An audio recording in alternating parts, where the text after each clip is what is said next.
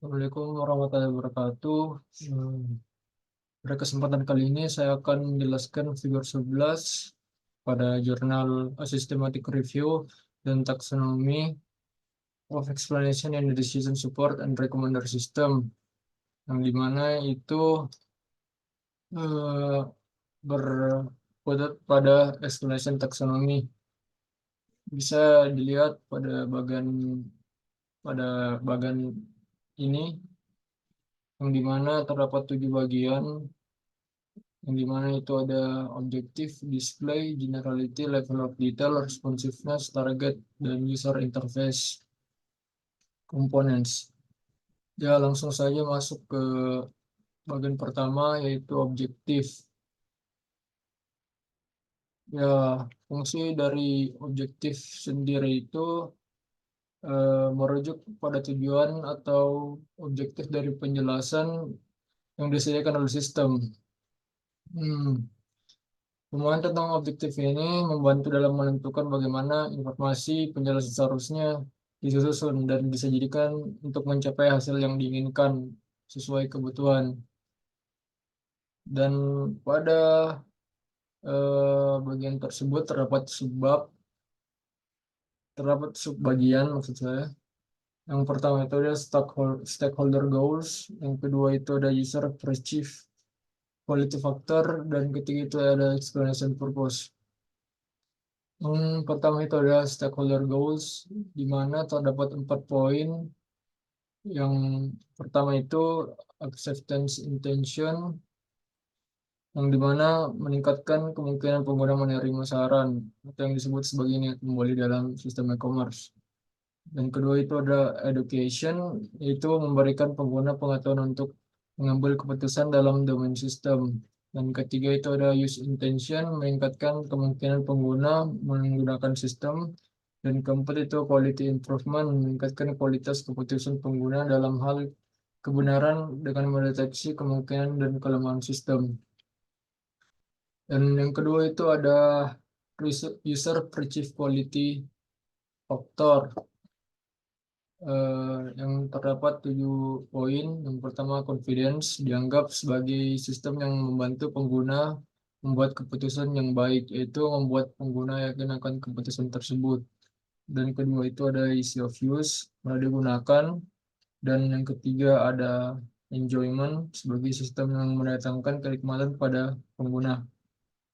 Yang keempat, perceived transparency, yaitu transparan, sistem yang memperlihatkan cara kerja bagian di dalamnya. Yang kelima ada scrutability, yaitu mampu menerima dan menggunakan umpan balik pengguna tentang saran pengambilan keputusan. Dan keenam, usefulness, itu sebagai sistem yang berguna. Dan ketujuh itu ada trust, yaitu sistem yang dapat dipercaya. Dan bagian terakhir, explanation purpose, itu 4 poin. Yang pertama itu effectiveness, menyediakan informasi untuk memungkinkan penilaian apakah alternatif yang disarankan sudah tepat. Dan yang kedua itu ada efisiensi, menyediakan informasi untuk membantu pengguna membuat keputusan lebih cepat. Dan ketiga itu persuasiveness, memberikan informasi untuk meyakinkan pengguna bahwa alternatif yang disarankan sudah tepat. Dan keempat yaitu transparansi, memberikan informasi untuk memahami kesimpulan logika sistem, memberi nasihat atau saran. Dan masuk ke bagian kedua, itu display. Ya, di sini display merujuk bagaimana penjelasan itu akan ditampilkan. Di sini terdapat 3 jenis display yang dapat digunakan, yaitu manual, yang dimana penjelasan akan tampil berdasarkan request dari user. Yang kedua itu ada otomatik, penjelasan akan tampil terus-menerus, always shown. Dan yang ketiga itu ada adaptif, yaitu penjelasan akan tampil tergantung dari konteksnya, apakah perlu ditampilkan atau tidak perlu. Setelah itu masuk ke bagian ketiga, yaitu generality. Dalam konteks explanation taxonomy, pada sistem pendukung keputusan dan sistem rekomendasi, Istilah generality merujuk pada sejauh mana penjelasan explanation yang disediakan dapat berlaku atau diterapkan pada berbagai situasi atau konteks. Generality ini mengukur sejauh mana penjelasan dapat memberikan pemahaman yang relevan dan bermanfaat di berbagai kasus atau skenario. Yang keempat itu level of detail. Level of detail di sini merujuk pada sejauh mana suatu penjelasan explanation memberikan informasi secara rinci atau terperinci tentang alasan atau dasar dari rekomendasi atau keputusan yang telah dibuat oleh sistem. Penjelasan yang lebih rinci perlu upaya dan effort dari user itu sendiri dan dapat dieksplorasi tergantung dari kebutuhan si user. Kemudian lanjut ke responsiveness. Responsiveness di sini merujuk pada sejauh mana penjelasan explanation yang disajikan dapat menyesuaikan diri dengan konteks pengguna dan tingkat keahlian pengguna. Penting untuk memahami bentuk penjelasan mana yang sesuai. Responsivitas ini penting karena pengguna memiliki preferensi dan kebutuhan yang berbeda pula. Beberapa pengguna mungkin menginginkan penjelasan yang dapat disesuaikan dengan konteks dengan memahami tingkat responsivitas yang diinginkan oleh pengguna. Sistem dapat disesuaikan untuk memberikan pengalaman yang lebih baik. Kemudian lanjut ke bagian target. Target ini membantu dalam menentukan tujuan dan fokus penjelasan yang disajikan kepada pengguna. Beberapa pengguna mungkin lebih tertarik untuk memahami alasan dibalik keputusan keseluruhan. Sementara yang lain mungkin ingin lebih mendalam dan lebih ingin memahami alternatif-alternatif yang dapat dipertimbangkan. Dan dengan memahami target penjelasan, sistem dapat disesuaikan untuk memberikan informasi yang paling relevan dan bermanfaat sesuai dengan kebutuhan preferensi pengguna. Dan yang terakhir itu ada UI Components. User Interface Components merujuk pada bagian-bagian atau elemen-elemen yang termuka pengguna yang terlibat di dalam menyajikan penjelasan explanation kepada pengguna. Pengelompokan ini menyoroti cara penjelasan disajikan dan diintegrasikan ke dalam antarmuka pengguna.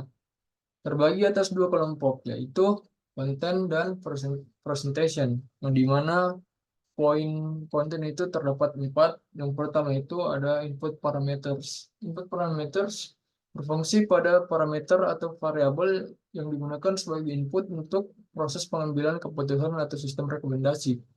Dan yang poin kedua, knowledge base, antarmuka pengguna yang mencakup informasi yang berada dalam basis pengetahuan sistem, pemberian saran, informasi yang diberikan dapat dipersonalisasi, yaitu dapat disesuaikan oleh pengguna. Kemudian ada poin ketiga, resistant interference process. UI components yang dapat mencakup informasi yang berkaitan dengan proses internal dalam sistem dan menentukan alternatif yang disarankan. Kemudian ada decision output, yaitu UI components yang dapat berfokus pada hasil pertimbangan keputusan. Misalnya, mendeskripsikan fitur tertentu dan nilai fitur dari alternatif yang direkomendasikan dan tidak direkomendasikan. Dan masuk pada subbagian kedua itu ada presentation. Terdapat 3 poin. Yang pertama itu ada baseline. Baseline tidak dapat dipilih untuk komponen antarmuka pengguna, dikarenakan baseline digunakan ketika membandingkan alternatif. Dan kedua itu ada format.